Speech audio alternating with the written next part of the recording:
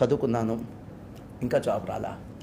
Job వచ్చిందని చెప్పారే, ఈజీగా జాబ్ వచ్చింది, గ్యారంటీ జాబ్ అన్నారే అని వాడికి మనసులో కుమిలిపోతుంటాడు. పక్కన వాళ్ళని చూస్తుంటే వాళ్ళు ఇంకా సెటిల్ అవుతుంటారు, నాకు ఇంకా సెటిల్మెంట్ రాలేదు. ఇదే పెద్ద కష్టం అనుకుంటే సుధీర్ గారు, ఇంకా పెద్ద కష్టం ఇంకోటి ఉంది, అండర్ ఎంప్లాయ్మెంట్. అన్ఎంప్లాయ్మెంట్ ఒక చేదు మాత్రం అయితే, అండర్ ఎంప్లాయ్మెంట్ అంటే పెద్ద చదువు చదివింది చేసే చిన్న జాబ్. అవును, ఇదొక పెద్ద సమస్య.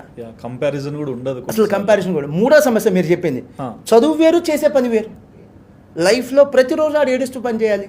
వాడు చదువుకుంది వేరు, పుస్తకాల్లో చదువుకుంది వేరు, వాడి స్ట్రీమ్ వేరు, వాడి డొమైన్ నాలెడ్జ్ వేరు, ఇక్కడ చేసేది వేరు. అవును, ఏమీ సంబంధం లేదు. ఇదొక పెద్ద సమస్య. సో ఇది ఎడ్యుకేషన్ సిస్టమ్ ఫెయిల్ అయింది అనటంలో నాకున్నటువంటి perception. Being an educationist, I'm not suppose to talk like this. మనం ఎవరిని ప్రొడ్యూస్ చేస్తున్నాం? ఎడ్యుకేటెడ్ అన్ఎంప్లాయీస్ని ప్రొడ్యూస్ చేస్తున్నాం.